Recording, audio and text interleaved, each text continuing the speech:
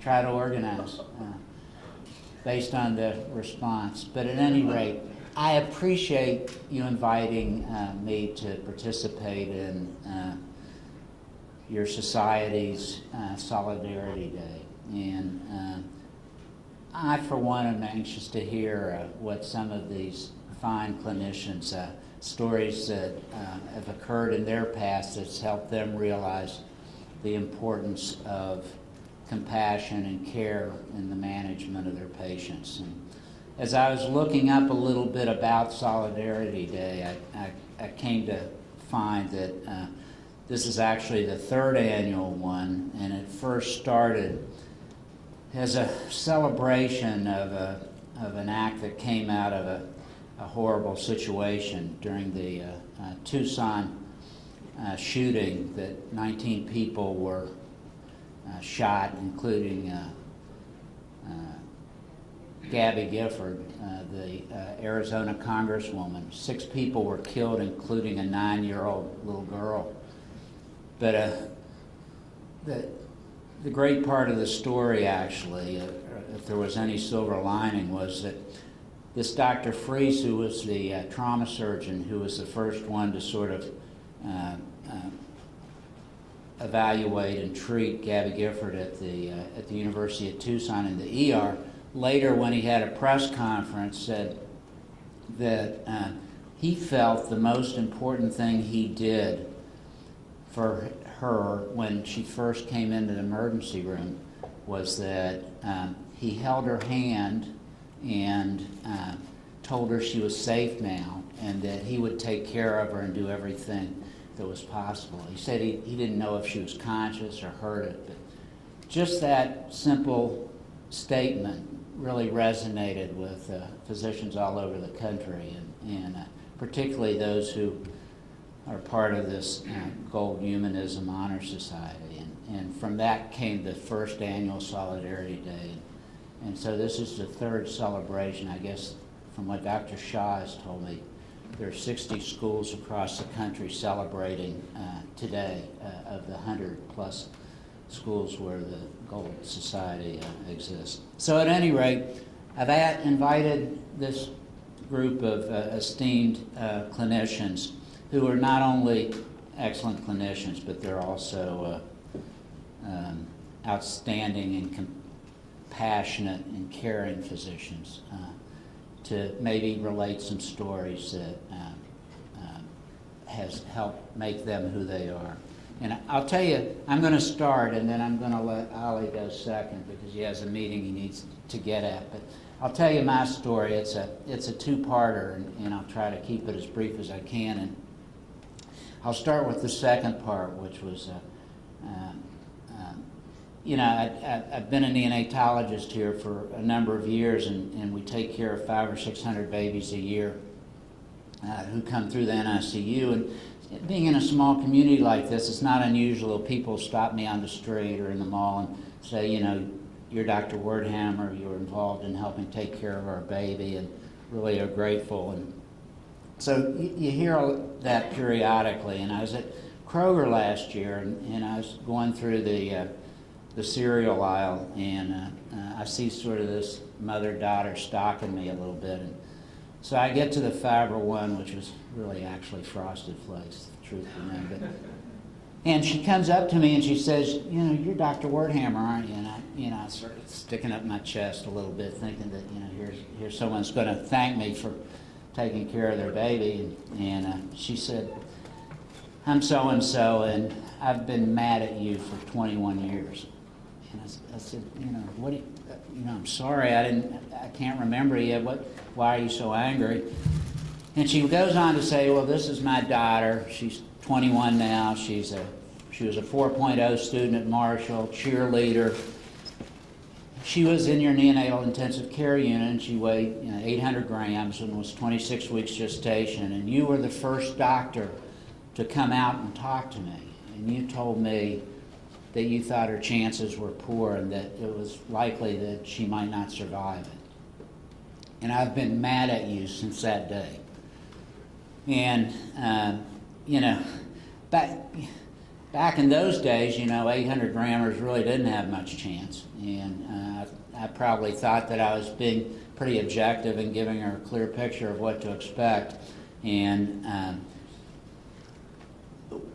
what she said was that you took my hope away for the baby. And I used to think that, you tell parents that the child had a 50-50 chance, you almost couldn't lose, because if they made it, they think you're sort of a hero, and if they didn't make it, you sort of prepared them.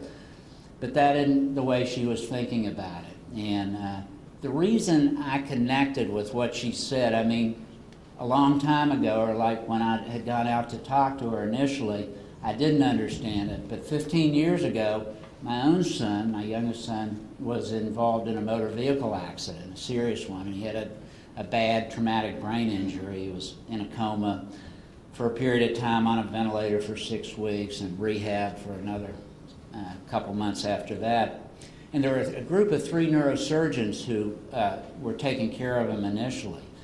And 2 of them were pretty regular guys, and they were optimistic, and my wife and I always loved to see them come around. They told us objectively what was going on, but it was all positive. We're going forward. We're going to do everything we can. But there was one of the neurosurgeons was always, gloom and doom. He'd be, every time he'd want to be telling us that, most kids who have this kind of serious injury don't survive, or they have severe neurologic problems as a result.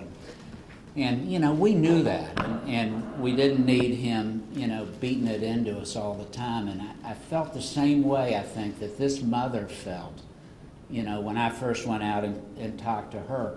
But about a year later, when Nick was doing really well, we went back for a follow-up visit with the neuropsych testing. And we were in the elevator, my wife and I and Nick, and this neurosurgeon sees us, and he says, "I remember you two, you had the son that had the severe traumatic brain injury, and how did he do?" And I couldn't help but gloat and say, "Well, why don't you just ask him yourself?" And his jaw dropped, because he I sort of sensed he never thought Nick would get out of bed.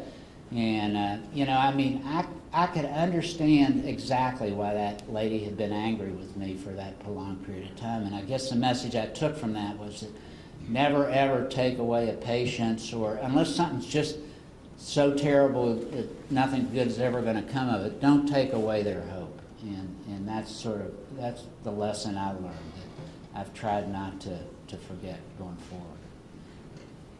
Dr. Ali Shirazi from Chair of the Department of Orthopedics.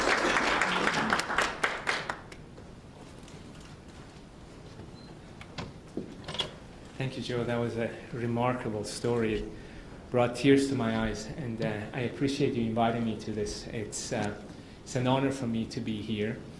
And when I got the invitation, I was truly, truly honored to get the invitation to come here. I got a reminder on my phone that said, "There's a meeting today at noon. I need to be at the meeting." And then next to the reminder, it said, "Prepare a short speech." That was about 2 hours ago, and 14 new patients to go. So if I apologize if my speech or talk is a little discombobulated, but I do want to tell you, I wrote some stuff down so I don't forget. When I was in your seat, and when I was a 4th year medical student, I got called in by the dean of the medical school. And he wanted to express his deep disappointment in my decision to go into orthopedics. He said, Ali, you go into orthopedics, and he was a wonderful man. He was internal medicine, this tall, very charismatic, everybody loved him, very compassionate. He said, you go into orthopedics, this is what's going to happen. They're going to cut out your skull, they're going to turn you upside down, they're going to dump out your brain, they're going to turn you back up, suture your skull back on. You're the number 1 person in your class. What are you doing? And he said, I read all these things in your evaluations, that you're kind and compassionate. These guys aren't kind. All they care about is their x-ray. They care more about what the x-ray looks like than how the patient feels. They talk about the ankle fracture in room 2, femur fracture in room 4, tibia fracture in room 5. And he said, when you watch them out on the wards, they're like a bunch of 12-year-olds. They burp and they do this, and you don't belong with them. Why are you doing orthopedics? About 3 years ago, there are 2 psychiatrists. They're married to each other, and the whole career has been studying orthopedic surgeons. They write about us, they examine us like we were complex specimens, and they put us under the microscope. And what they said about 2 to 3 years ago was that in orthopedics, we are high-tech and low-touch people. So that shook the community a little bit, that maybe we should do better. And as I think about it, maybe it's not just orthopedics where we're low-touch. People call us providers. They don't call us physicians anymore for the most part. And as we've been forced to act more like businessmen and politicians, maybe we've all at some level become low touch. So the whole healthcare field has gone to other sectors of industry, and we've tried to learn from them, like Disney. They've tried to teach us how to gain the loyalty of patients. And what these people tell us is that, when you go to a doctor, everybody expects the doctor to be competent. They expect a certain amount of courtesy and niceness, but they want us to be compassionate. And if you are compassionate, you'll then win the loyalty of your patients. But I want to argue that even that compassion may not be enough. I think we have to do more. And I want to tell you this story. I was asked to give you a story. So I was 12, and I'm from Iran, and we came to this country. It was my mom and I, and when we came, we couldn't speak English. So we made some decisions that maybe were not perfect. And then we got a letter in the mail. It's a small letter, single-spaced. Got my English to Persian dictionary, and I was trying to translate it as best as I can. And what the letter said was actually a deportation letter. And so I talked to my mom, and we the word spread that we were going to be deported. But I'm telling you, people showed so much compassion to us, right? They called, they came over, they brought food. And it was wonderful. I mean, you could truly feel that people cared. And they said, if there's anything we could do, you let us know. But it's interesting. There was a gentleman who didn't know us for Adam, and he had just heard about us. And he came over. He was a military guy and very stoic. Ex-military, he was retired and very stoic and didn't show any compassion or, courtesy. He just said, look, I heard about this, and I want to try to help you guys. So he took us. So we lived about an hour south of San Francisco. He would drive. He lived in a low-income housing. He would drive from where he lived an hour away, drive us to the immigration office, stay with us for hours. He didn't speak Persian. He only spoke English, of course, and he stayed with us, tried to help us through this tough time. And we went every month. I hope nobody ends up in an immigration office, but I got to tell you, there's no compassion or courtesy in an immigration office. But so make a long story short, after 6-7 months, we were able to stay in this country. But what he did was that he went beyond compassion. I mean, he truly did. He not only felt sorry for us, that like everybody else did, all our friends and colleagues, but he went a step above, and he used action. So in medicine, we feel sorry for different people at different times. And I think we leave it at that. As you guys know, a couple of days ago, there was a letter that went viral.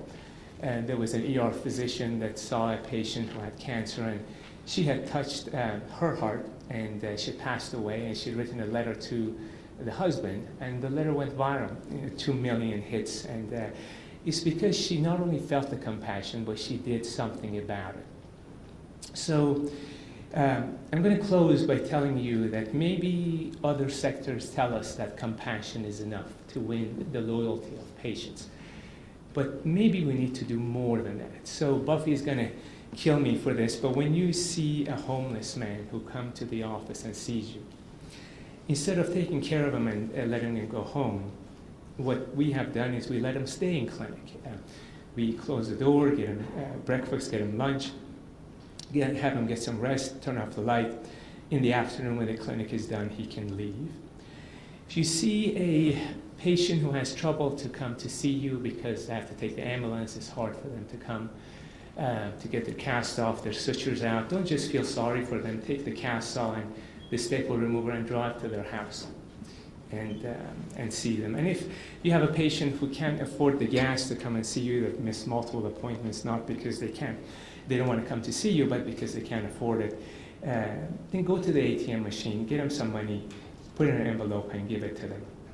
I think it's these acts that, not just compassion, it's above, a level above compassion. When you act on your kindness, it does more for your heart than it does for the patient. So thank you.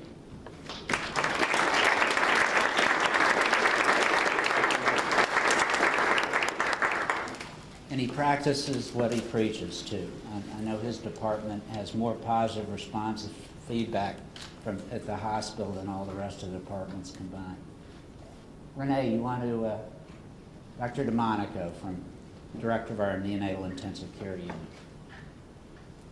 Do I need a microphone? She wants to be at the podium so she can record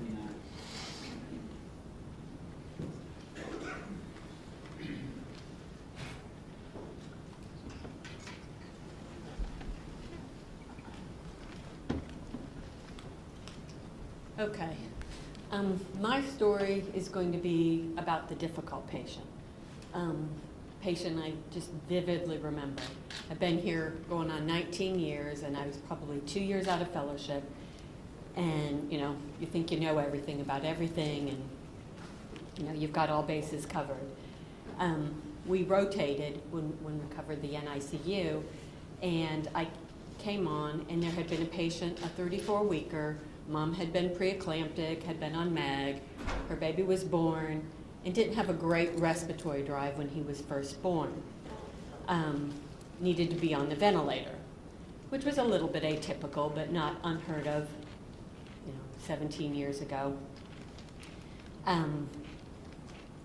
Parents were real agitated and real hostile to the staff, questioning everything, why was this, why was that, and just made everybody a bit uncomfortable.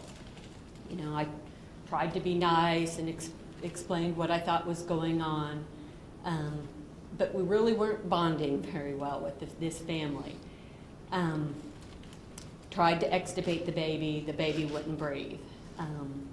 Put him back on the ventilator, and the parents at that point pretty much went ballistic. What's wrong with our baby? What are you hiding from us? Why aren't you telling us the truth? And it was at that point I said, okay, they've got something on their mind. Let's sit down. It turns out this is her third pregnancy, had 2 previous normal pregnancies, that everything had gone well. And she had said, when she sat there and she broke down, she said, this baby has not moved this whole pregnancy. This pregnancy has not felt right from the get-go. And I'm sitting there, and all of a sudden, light bulbs go off. I'm like, okay, I understand now. And you start talking to them, and you're getting what her fear is. She knew what a normal pregnancy is. She knew in her heart that this baby wasn't normal. And she felt like we weren't telling her the truth. The truth was we really hadn't figured it out what was wrong with this baby yet. And my best way to get across to her is to be honest about that, okay, I didn't have that piece of information. I'm getting a clearer picture now. And part of the problem that we had is the baby's last name was Adkins. Well, we had 3 different baby Adkins in there at that time, and we commonly guess, is this, baby boy Adkins or baby girl Adkins, and it doesn't matter. You think it's a 50-50 chance, but you always guess wrong. So every time we talked about this baby with the parents, we were always calling it baby girl when in fact it was a baby boy. So there was just concern on their part that we were a bunch of goofballs and didn't know what was going on. Once I sat down with that family, we went back then and examined the baby, and it turns out he had a little bit of contractures. And he had a lot of facial expression, but really no movement, chin down. And turns out the baby had spinal muscular atrophy, and neonatal form is fatal. And once we did the EMG and came up with the diagnoses and met with the family, their family that still sends me a Christmas card every year. And the outcome wasn't good. The baby expired from his lesion or from his disease process. But the fact that I took the time to listen to them, to understand what their anger was rather than just constantly being confrontational with them. I mean, I think we would have eventually figured out the disease, but letting them be part of it really, I think, helped us get to the answer sooner. So take-home message is sometimes the patients with bad outcomes are some of your best patients. You have your best chance to interact with families and bond with them. I think it's very important to always know your patient's first name. We're in a situation, everything's so clinical and so sterile and everybody's a disease. I think it's important to make your patient a patient and call them by their first name and know their first name. And get to the bottom sometimes of any differences you have with them so you can both come to an understanding.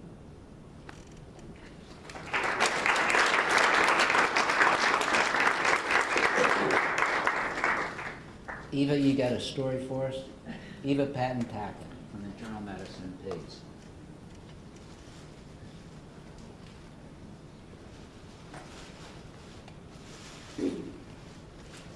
When Dr. Werthammer asked me to do this, no offense, but thought, are you crazy?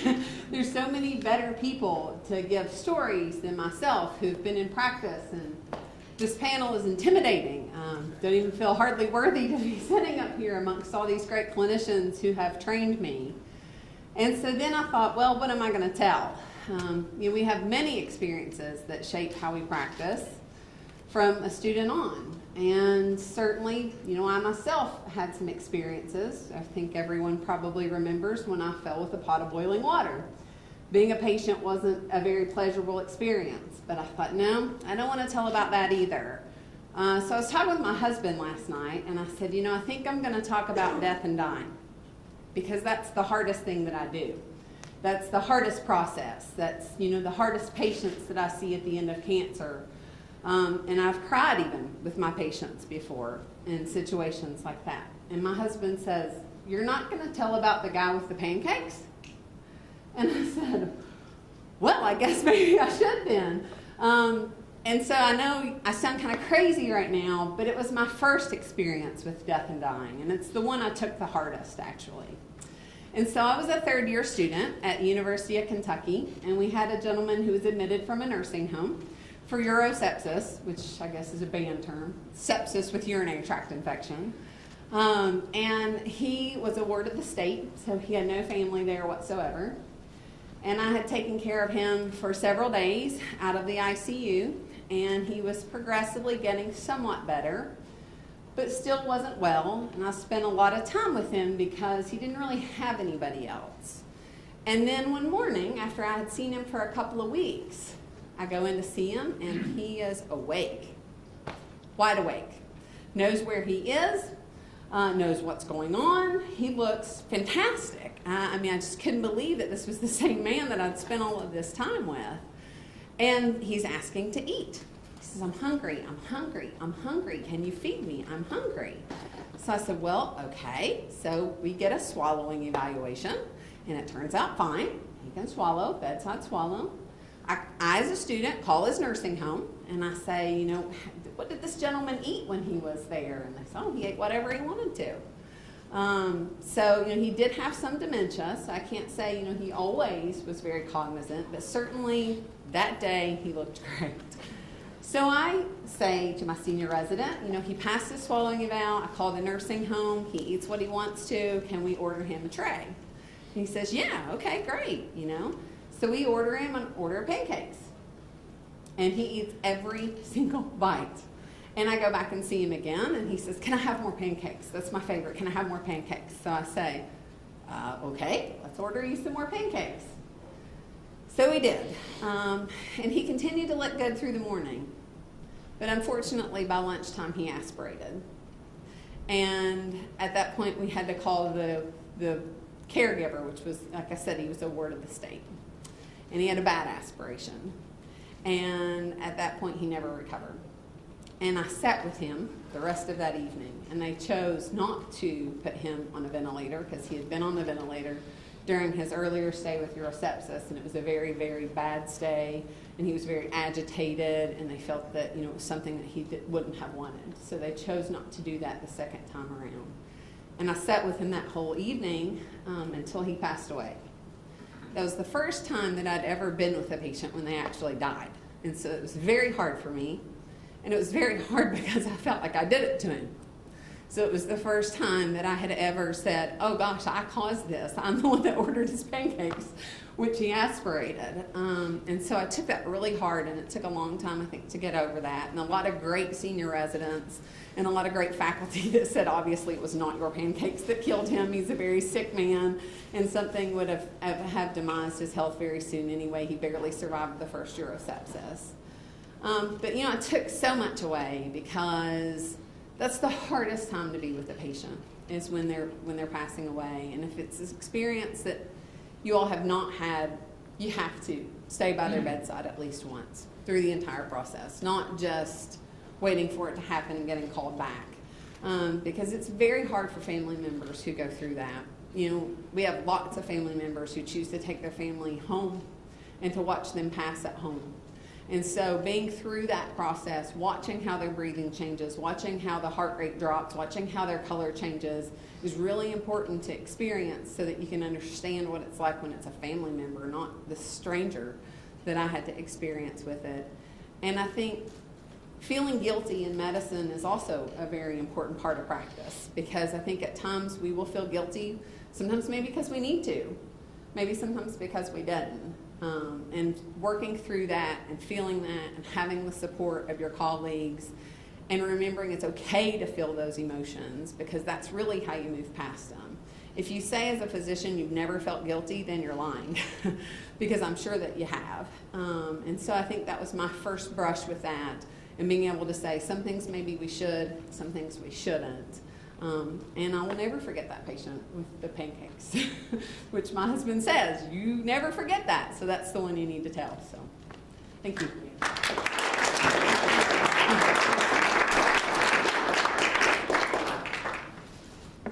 Dr. Touchon from cardiology, do you have a story for us?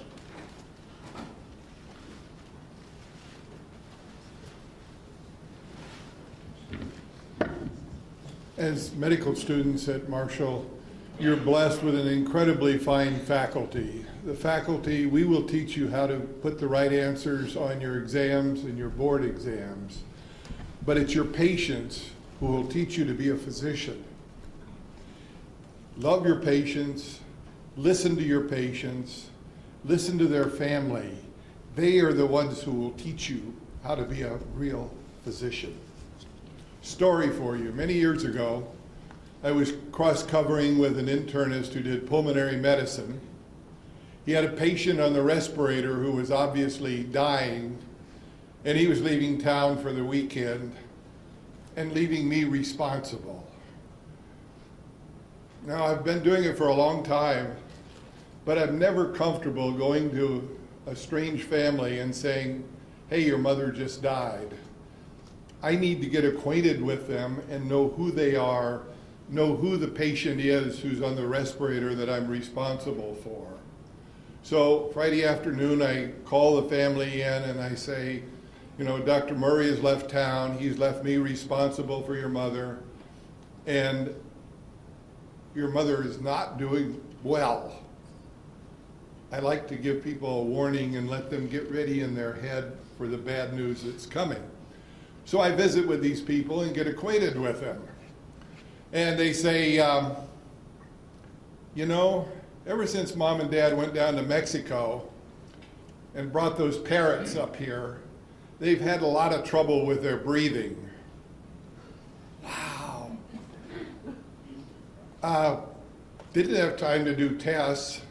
Patient had psittacosis. You know, I learned about chlamydia. I put the right answers on the tests, but I don't think I'd ever seen anyone with parrot fever. Well, if you remember, treating that chlamydia infection is really quite easy. You put them on some intravenous tetracycline and they get better. So it didn't take me long to treat psittacosis. Was able by Sunday to have the lady off the respirator. Had her sitting up in bed asking to go home when her pulmonologist came back. I said, what happened? And I said, well, you didn't ask the patient if they had a pet parrot. It was really quite easy. I want you to love your patients. I want you to respect your patients. I want you to listen to your patients and their family. A long time ago, I think you folks are medical students. I haven't had an opportunity to pick on you yet. But somebody told me once, if you really don't know what's wrong with a patient, listen to the patient, talk to the patient. They'll probably tell you what's wrong. So these are the people, your patients, who will teach you to be a fine physician. Never, ever forget that. Now, I'm sure you're all very intellectual and you read New England Journal last week, February 7th. There's a very interesting editorial reminding you that this is a service profession. Doing service for your patients is not a bad thing, but it's fundamental to your medical education. We are in a service profession. Listen to your patients, love your patients, respect them and their family. You'll be a fine physician. Thank you.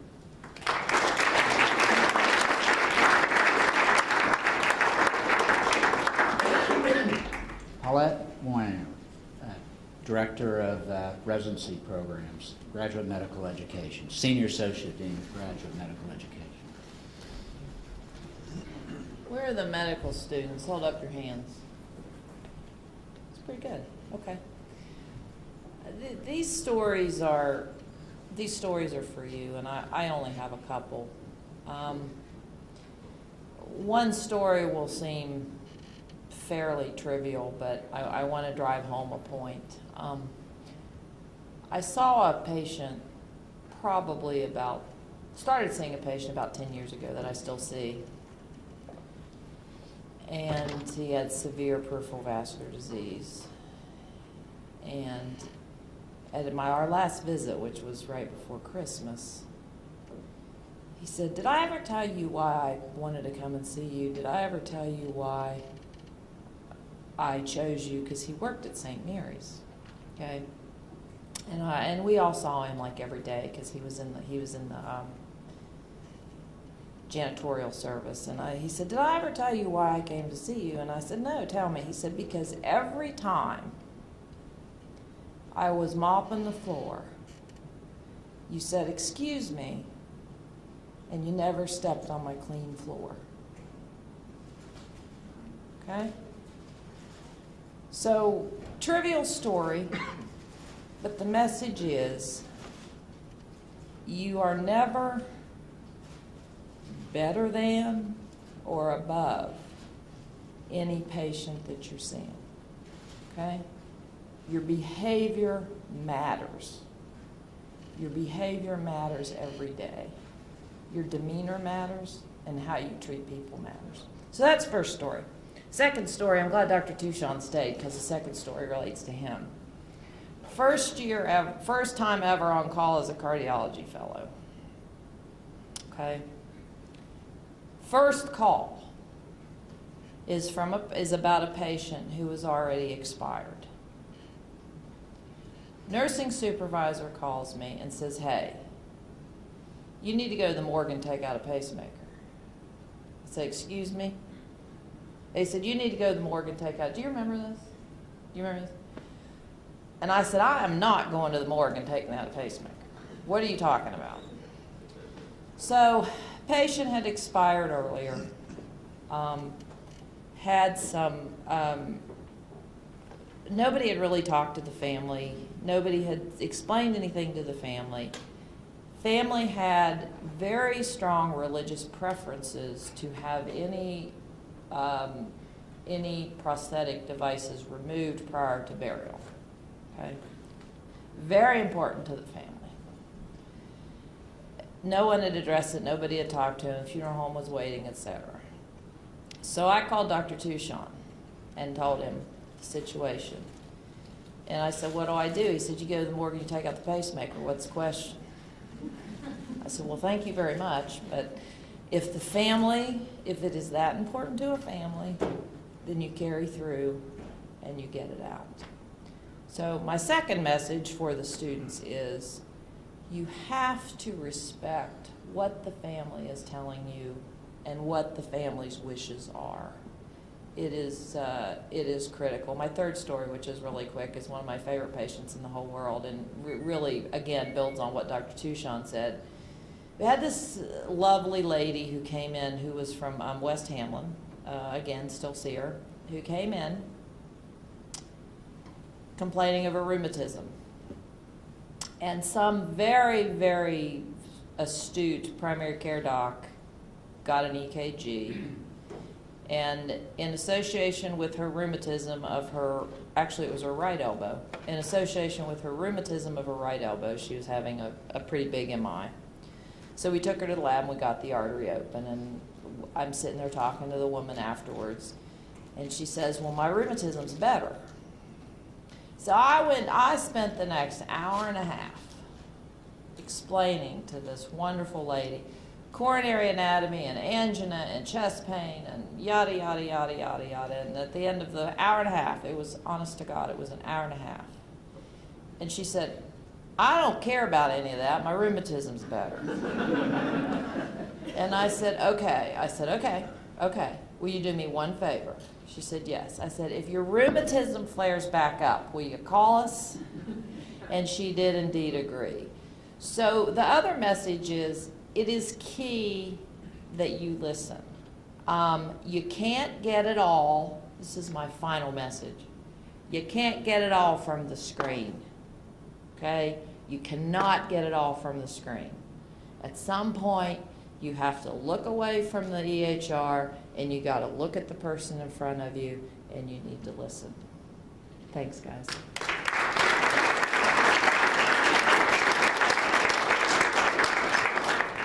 Dr. Joe Evans, Chair of Pediatrics.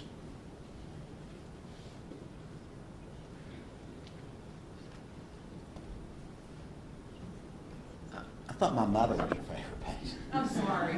Your mother is my favorite patient. Yeah, right. Yeah, thanks for coming. Let me just first say that, I'm a work in progress. I'm not that great at this, really. I have days that I'm in a hurry and I'm not as good as other days, and it's sort of good for me to sit here and think maybe I better be better at this as well. Before I get into my story, there's a couple other things I want to say before I forget that I think probably is true for all of us, that it's not so dramatic, is role models. Where do you learn humanism? I learned it from role models, guys I have worked with, practiced with, Joe Werhammer, Gil Ratcliffe. You learn from the people you work with. And I got to tell you, if I'm decent at all at humanism, I owe my parents. I mean, they taught me to treat everybody the same, which is good. Treat them all well. My little brush with learning humanism came 6 years ago. Some of you guys have already been bored with my story of being diagnosed with Hodgkin's lymphoma 6 years ago. It's sort of unique that I was able to do something no other patients can do. After having symptoms for a year and finally fessing up, I was able to pull up my x-ray that had been ordered by my primary care physician while in the clinic and saw that my whole left lung was sort of down. And it was like, oh my, I'm either got some horrible pneumonia with no fever or I'm screwed totally. Well, anyway, from that point on, I became a patient, and as a guy that probably missed 2 days' work in 20 years, maybe, it wasn't that fun. But I will tell you, I felt like the whole process, and maybe I don't think it was just because I was a doc that worked here, that I was treated with dignity, with kindness. My privacy was respected, and I learned a lot from the people giving me the care. And my doctor was fantastic, but I will tell you, I had a lot more FaceTime with my outpatient chemo nurse, the phlebotomist, x-ray techs, radiation oncology folks. You can learn a lot of humanism from the folks around you as well. You feel a little vulnerable when you're getting outpatient chemo, and even if you're a doc, you sort of know what's going on, but it's out of your control, and it's pretty scary. So your patients feel like things are out of their control, and it's pretty scary, particularly when they're coming with like gloves and masks. They don't want to touch this crap. They're infusing in my veins, and the pregnant woman's running away. But I guess my point is, your patients are vulnerable. Your patients are scared. Do your best to help them through that. Don't get too easily offended if they ask the same questions sort of 2 or 3 times. It's hard to hear when you're scared. And learn from the folks around you. Thanks.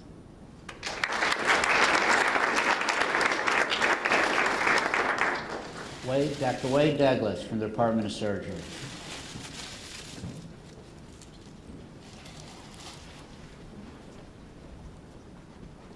Well, I could probably discuss several stories, but I want to focus on one thing that's kind of been touched on by everyone that's come up before me. Is that the one thing that I kind of always put forward, and ever since I can kind of remember, is courage. And courage is kind of a virtue that kind of embodies all of the other virtues, because courage is one that, you have to be unselfish with courage. You have to listen to be courageous. You have to act to be courageous. You have to understand to be courageous, and when to be courageous, and how you can be effective when you're trying to be courageous. And so when you see your patients, and in my practice is a lot of it. It's being courageous to step in when most people would probably not. You could rely on numbers to not treat someone, to rely on, considerations of malpractice, considerations of potential bad outcomes, to not go into the operating room with someone who has some locally advanced disease. And my experience has been that sometimes, I always tell the students who rotate with me and the residents that sometimes I eat the bear and sometimes the bear eats me. And that means that, in what we do as physicians, you can run the numbers, you can evaluate the situation, you can send off for consults, but at some point with difficult patients, you have to make a decision. And sometimes that decision turns out very well, sometimes it doesn't. But regardless of that decision, the decision is not as important as the courage and the love. Because if you love your patient and your actions they come from a love of your patients, and you have the courage to kind of take that leap of faith, sometimes you're rewarded.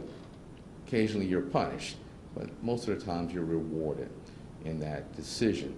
So a story is, my practice is cancer, and those of you who rotated on the surgery service, you've seen some of the patients, but I'll give you the good and the bad. But at the end of this, you'll hear that courage is required on both sides. So one patient shared with Dr. Werthammer and Buffy was a patient who had locally advanced gastric cancer. We were planning, doing all the standard things. He couldn't tolerate neoadjuvant therapy, but he wanted something done. So we looked at the numbers. He had a heart history. He was a very marginal patient at best. Couldn't even tolerate the chemotherapy for the neoadjuvant therapy. So I take him to the operating room, operate on him. We get the cancer out. First day he's looking okay. A few hours later, he's not looking okay. He develops a leak around the staple line, and I'm not on call. I'm with my family at a basketball game, but that's my patient. So have my wife drop me off at the hospital. I have no way of getting home, and I take him to the operating room, get him to the ICU, take him to the operating room. He doesn't do well. Patient subsequently succumbs to the leak. He has a minor leak, we repair it, but he doesn't have the reserves to live. Family's fairly irate. And so they contacted the medical school and they asked, they have a lot of complaints, a lot of concerns. They contact the hospital, and I was very forthright with them. And Dr. Wertheimer came to me and Buffy came to me and asked me to sit down with the family and explain the situation. And it's an unusual situation. He ended up having 2 cancers, a GIST, an adeno of the stomach, and right where the staple line was placed, it ended up identifying a GIST. So that's probably why it's leaked. We went through a long, drawn-out, very emotional discussion with the family. I think it was probably 2.5 hours, felt like half a day, to be honest with you. Heart rate, my heart rate's pounding, I'm sweating. But I was there for the family, tried to answer every question I could for them, tried to give them my honest opinion, what I thought occurred. Because as a family member, if you're ever on that side of it, you're not aware of everything that's going on. It's hard for you to step back and to understand all of this that goes on in a very complicated case in which the patient does poorly. So at the end of that case, at the end of that discussion, I turned to Joe and I turned to Buffy. I said, I'm almost certain they're suing us. And for some reason, I have no idea. I've never heard from them again. I just heard from Joe and said, whatever you said to them must have been important or must have been what they wanted to hear because they never contacted them again. And that's what I mean. Anyone could easily say, well, I think it's a bad idea. Don't meet with the family. Whatever's going to happen is going to happen. You can take a lot of different tactics, but it takes a little bit of courage, a leap of faith to step out, put yourself in that situation. And it's not because I didn't want a lawsuit or anything to happen. What I did want is for their family to get an understanding of what was going on with their father, their husband, and their grandparents. That what truly happened in his last days here on earth. And so that's one story. The second story is a young patient shows up to my office after having a biopsy on something that was growing on his neck. The biopsy returned as pancreatic cancer. Didn't believe it. Ordered a CAT scan, sure enough, mass in the head of the pancreas. PET scan shows that mass in the head of the pancreas and this thing is lighting up in his neck. Sent him for a second opinion down to Johns Hopkins. They do an EUS, final aspiration of this thing in the pancreas. Pancreatic cancer, 34 years of age. Comes back, we sit down and we discuss everything. Conventional wisdom is there's not many options, chemotherapy until you die. He said, well, can I postpone the chemotherapy so I can take my daughter to Disney World? Haven't had a chance to take her to Disney World yet. She's 4 years of age. I cry, right? He cries, his wife cries, I cry. We all, my nurse cries, everyone's crying. I mean, it's too much to handle. So we kind of look online, we go online, I say, there has to be something we can kind of think for this guy when he comes back from Disney World that we can offer him besides a Metaport and some pain and death. Find this clinical trial We open it up here, emergently, compassionately. We open up this clinical trial here very quickly, and we get him started on it. And it's a fairly strong chemotherapy. And I told him that if you respond, I can't predict how you're going to respond, but if you respond favorably to this, we'll take you to the OR and we'll resect this and we'll see what happens. Right? Responds. 3 months later, I see him in clinic. The thing on his neck is gone. Repeat PET scan. Very little uptake in the pancreas, head of the pancreas. This was almost 2 years ago. Took him to the OR, resected the area in the neck, resected, did a Whipple procedure on him, and he's doing fine. And this story is told because also to have the courage to be part of something amazing. Because you can sometimes let numbers talk you out of doing things. But like I said before, if you have courage and you're willing to put forth a bit of faith, sometimes you're rewarded. So I'll tell you those two stories and walk away.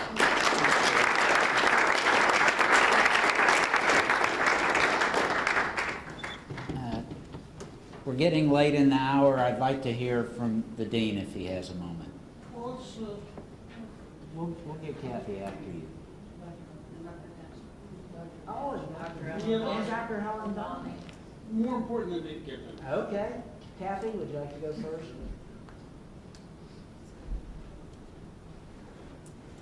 Well, I'd like to tell you about 3 patients, and I will try to be brief.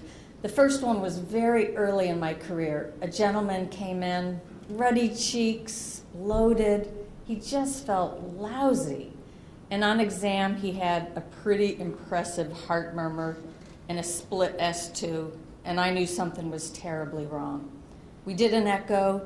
He had the dreaded Eisenmenger complex, which Dr. Tuchon would tell us is a left to right shunt in the heart from a missed ASD, probably in childhood.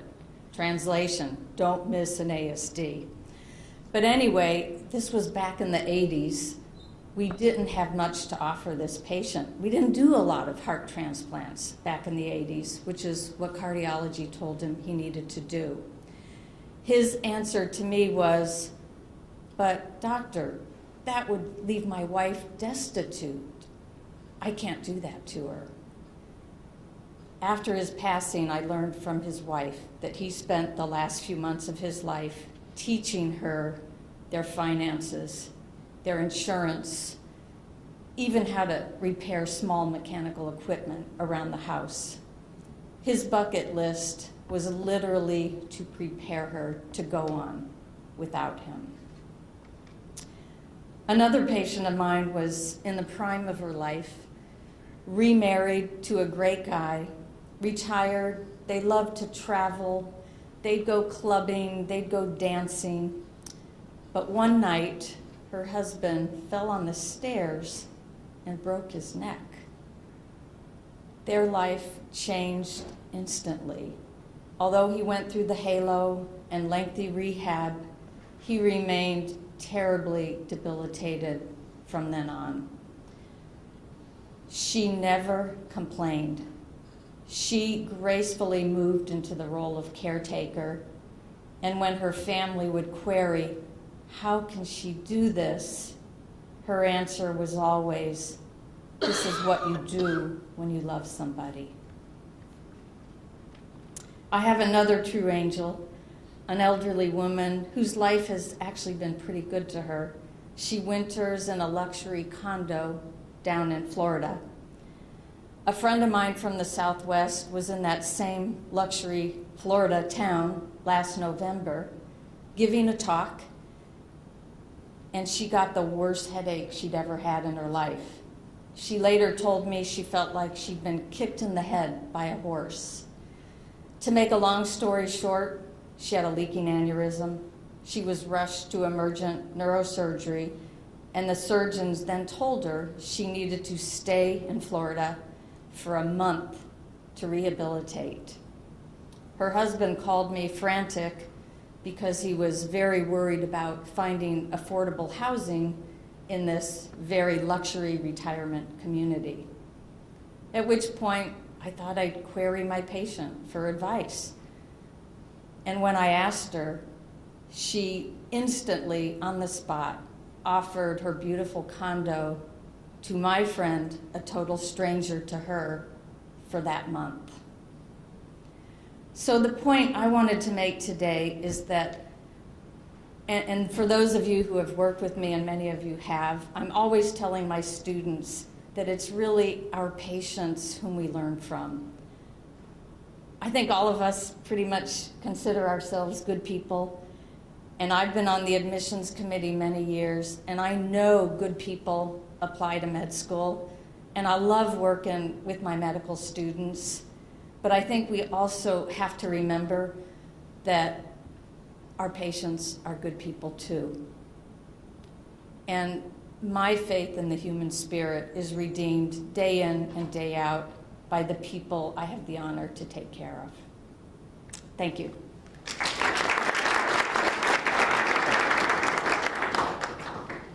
Dr. Al-Handami from the Department of Cardiovascular Surgery in medicine, or cardiovascular, not surgery. It's a combination of all the above. Thank you for having me here. First of all, I would like to take the permission from them because I want to claim every single story because I think it's applicable for all of us. Also, I'm going to claim Dr. Nish's story after me and the dean's too, if that's possible. I guess I have a few stories here. Being an interventional cardiologist, I deal with a lot of risky patients all the time, and most of the time I feel that I'm saving a lot of lives. A few times I don't. I do regret and I do feel guilty about that. But you just do your best. You always have to draw the line between being really compassionate. There is a fine line between being compassionate and being really involving a lot in the patients' lives and their families, because sometimes it can come a little bit tricky there. But I'm going to tell you two stories here very quickly. First story, a young guy. He's about 57 years old. I call between 40 and 50 very young, and 57 a relatively young guy. So he came to me after a lot of trips with a gangrene to the foot. So he had a gangrene to 3 of his toes. And the decision was to do amputation. And I agree with that decision. And then I said, if you want me to try to do something, I may try, but I can't guarantee you, because in my mind, 99% I'm not going to save that leg. And I took the guy to the cath lab, and I worked through the arch, just details to every single little artery in the toes. And I never did this in my life before. And then, so I brought him back in 2 weeks, and I see some changes with some improvement. Then I took him the same day when I saw him in the office back to the cath lab, because I felt that I left a few things there. If I just work more, maybe I will save that foot. And I did that for 3 sessions in a matter of 1 month. And the foot was saved, and all the gangrene is gone. And that was very rewarding, very nice. And I think if I go back, the only drive for that is really, being passionate and compassionate to the care of that patient. Not because I think I'm a great cardiologist or interventionist, because there's a lot of excellent interventionists around me and may do better than me. But I think it's just that drive, the love for the patients and for the care of his foot. That saved the foot of the patient, and I'm eating a free deer meat almost every year, so which is a good thing too. The other patient is really a unique story. This lady, she is about 84, 85 years old. That I first met her in 2008. And she used to see a different cardiologist, but then she fell in love with me. So, so I was her cardiologist since then. And at one point, she's a COPD, a smoker. She doesn't want to quit smoking because she just thinks that she lived well and she's very happy with her life and she doesn't need to quit. But at one point, she needed an open heart surgery, which she's not candidate for that. She has a severe left main disease. And I took her to the cath lab and I put a stent in 2008. I was fresh from fellowship at that time. It was a little bit risky too. And that was successful, and years went by that I'm seeing her every 6 months in my office. She's the kind of person that she will not keep follow-up with her, even primary care physician, periodically. About 2 years ago, a little story happened to her. She came at one day. When she comes to my office, she was smiling. She was very happy to see me. There's nothing really special. I treat her like every other else. I mean, there's really no difference between me talking to her or to other patients. But this day she came and she was a little sad. And I just asked, she always comes with her daughter, and I asked, what's wrong? What's the problem? Today you're not yourself. And she said, well, my son has a lung cancer, and we just came from the doctor, and it doesn't look good. So at that point, I have to make a decision whether I will ask about her heart, whether she has a chest pain or not, whether she's doing well or not, or really ask about her son. And I don't know why I choose the other one.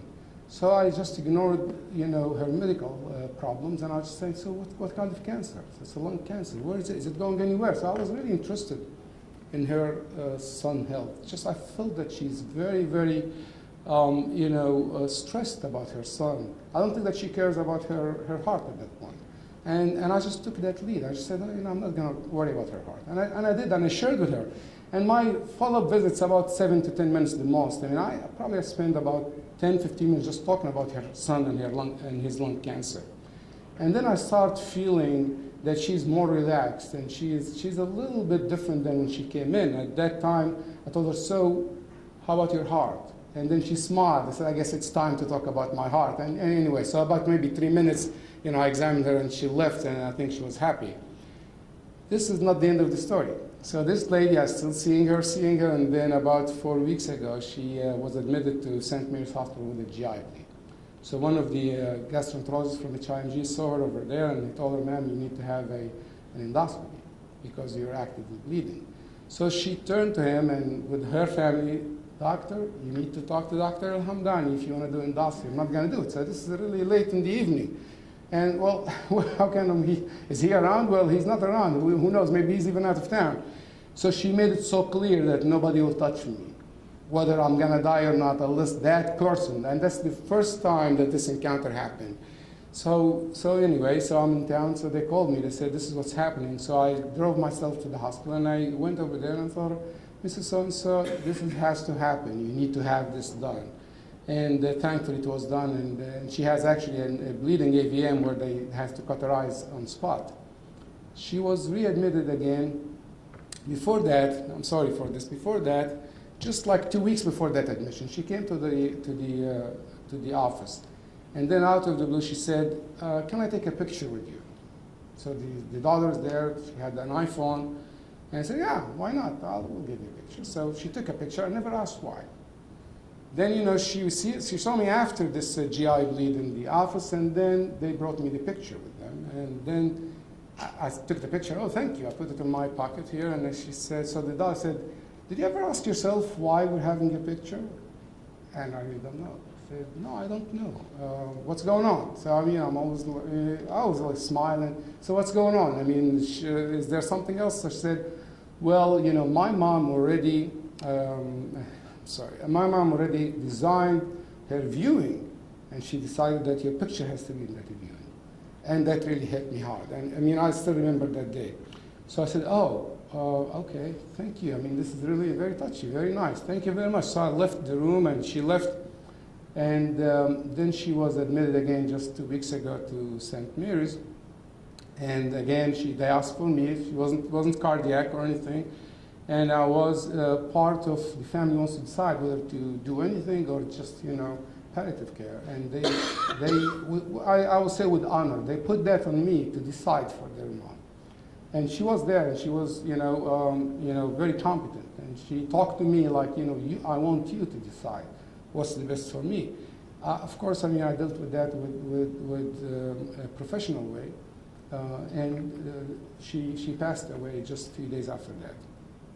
Now the story didn't end yet.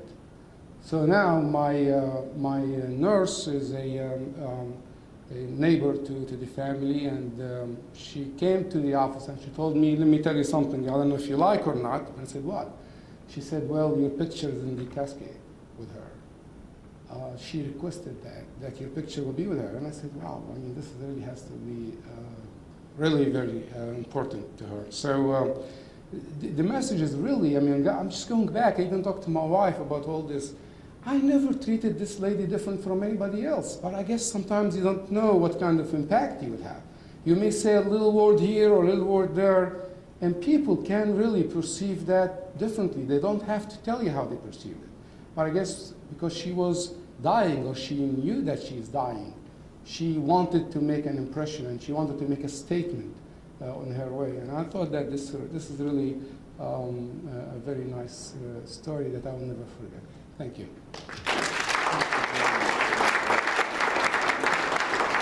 Dr. Nietzsche from internal medicine.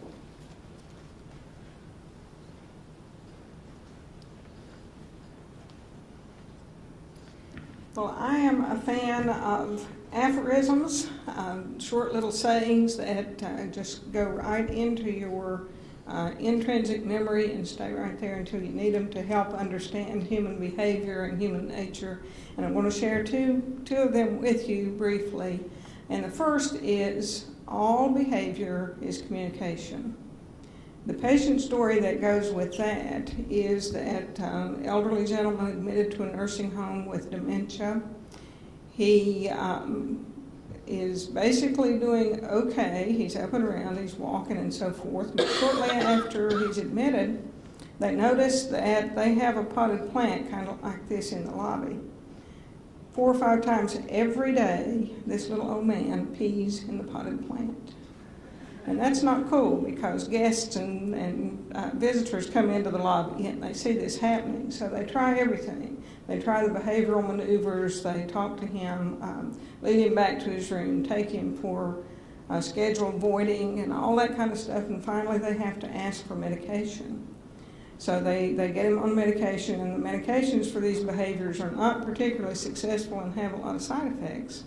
Finally, somebody remembers to talk to his daughter. This little old man had been a farmer his entire life. As a farmer, he was usually working too far away from the house or even from the barn to run back to the house every time he had to go to the bathroom. So guess what he did? He did what farmers do. He peed outside. So guess how they fixed the problem?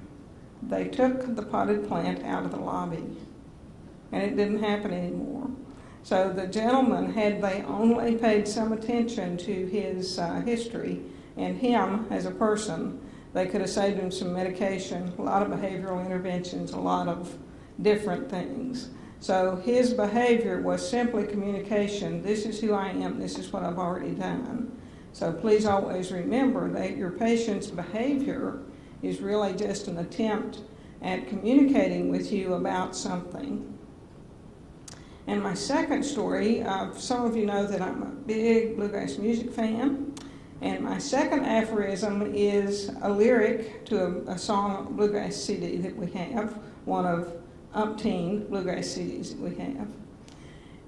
It connects to the story of many patients, but the one I'll tell you is back when I used to do hospital attending service, we were admitting for probably the 4th or 5th time in the past 4 or 5 months a 40-some-year-old alcoholic, had pancreatitis again, had gastritis again.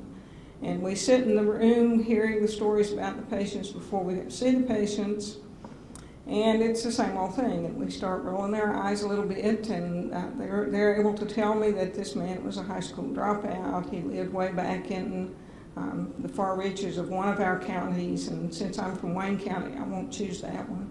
But he lived back in the county someplace, and we start rolling our eyes at him, and we think, I've heard this story before. I didn't know this patient before. I hadn't been on the service the whole time, but I've heard the story before. So I walk into the room, get ready to see him, and as soon as he opens his mouth, I had all of a sudden a realization of what was going on with him. He had a horrible speech impediment. And it suddenly comes to me, here's this man who is isolated, poor, uneducated, and he can't talk more than the average 4-year-old. He never had a chance. And many of us have overcome one or more of those issues, but rarely do you have to deal with all of them and end up as a successful person. So while we were sort of berating him in absentia for his alcoholism, we had forgotten to recognize that the gentleman basically had never had a chance to do anything better. So the aphorism that I attached to that is actually the chorus of this bluegrass song, which says, "Oh, how many travelers grow weary, bearing both their burdens and their scars. Don't you think they'd love to stop complaining and fly like eagles out among the stars?" Now your patients will come to you with their burdens, a burden, a couple of burdens. Seldom do they tell you about the background of that, which is all the scars that they carry along with them on that journey.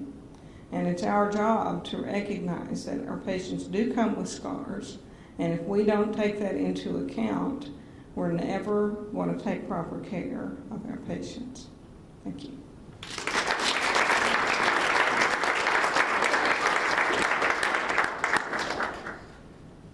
Last but not least, Dr. Shapiro. At least by weight. I applaud your patience and fortitude. It's admirable. I've got a few stories that I'm going to tell, but I'll tell them quickly. And I promise you one of them will be kind of funny. First one's not too funny.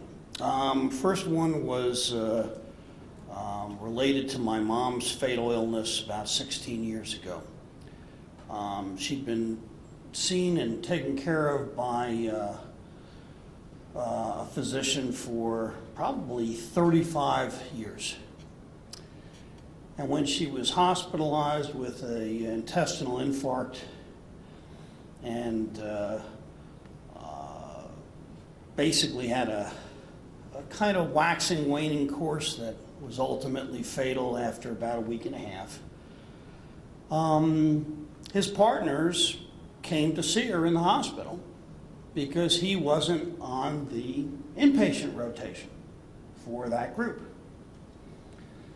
And I certainly understood it as a practicing physician that there's importance to be, efficient and to organize your practice so that some people are doing some things and others are doing others. And I can't complain about the care that my mom received, but I can tell you, she was very, very disappointed that this physician with whom she'd had a 35-year doctor-patient relationship didn't find the time to come see her in the hospital.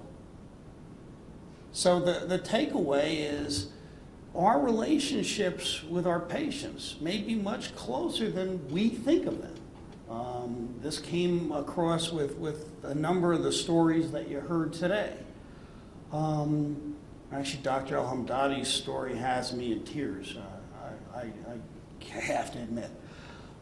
We really have to think about just what our connection is with our patients and to try to honor that connection and to go a little bit out of our way sometimes to honor that connection. All right, now here's my second story, which will make fun of cardiologists. I have an ablation attempt done for atrial fibrillation. And I say attempt done because darn thing didn't work. And at the end of the ablation procedure, which is a ghastly procedure, 5 hours on your back with people talking about you and stuff and giving you some dope when you start, moving too much. They bring me upstairs to the VIP room, and the cardiology fellow has the privilege of pulling out one of these catheters. I'm trying to think what would be about the right size for the catheter. Maybe my forearm, So he presses on my leg, putting all of his weight on my leg, and I go vagal, and my pulse goes to next to nothing, and I lose consciousness. My wife is screaming my name, and I'm hearing it. I'm hearing her calling my name. The cardiology fellow, he's done. He's just killed the University of Toledo's chairman of medicine. He's checked out for the day. But I wake up a little after I hear my wife screaming my name, and I go, I got this. Now, for some reason, I'm just like everybody else. You know, I'm on a plane hits, you know, an air pocket, I'm praying, you know. Somehow I think your fear center gets hypoperfused earlier because I'm not the least bit nervous. I got this. Nurse put me in Trendelenburg, opened the saline wide open, and I need a vagolytic. Couldn't think of the word atropine. Pressure's probably 40, so.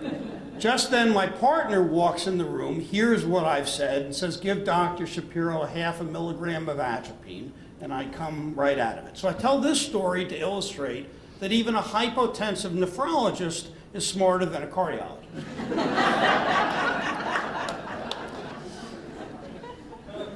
Last story I want to tell you is about compassion that I've seen from patients. And it kind of resonates with the story that Dr. Douglas told before.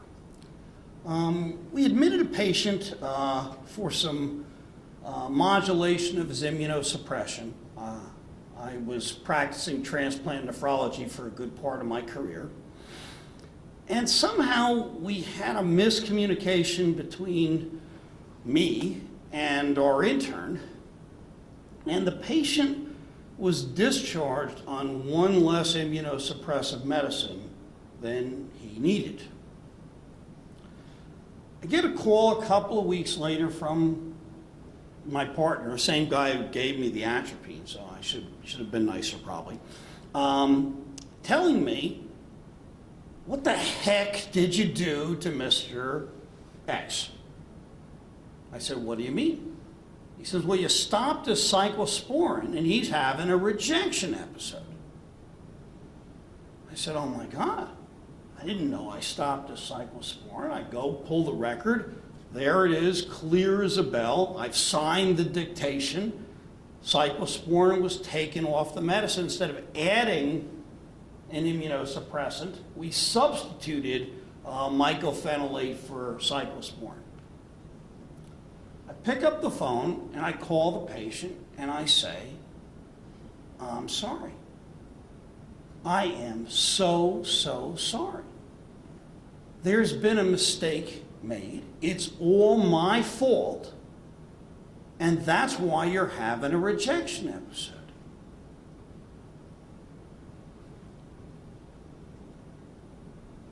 This guy is worrying about how I'm feeling about it. Doc, don't be so hard on yourself. I'm sure you have lots of patients. Doc, I'm sure everything's gonna be fine. I really appreciate this call, but please don't worry so much about this. It's all gonna be okay.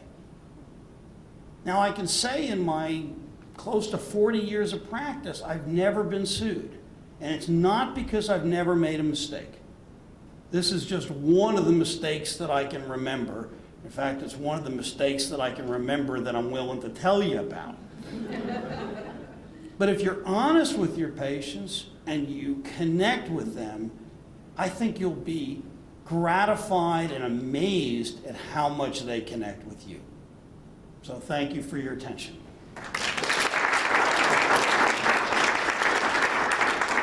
For those of you who stuck it out, thanks so much. I hope you've enjoyed it.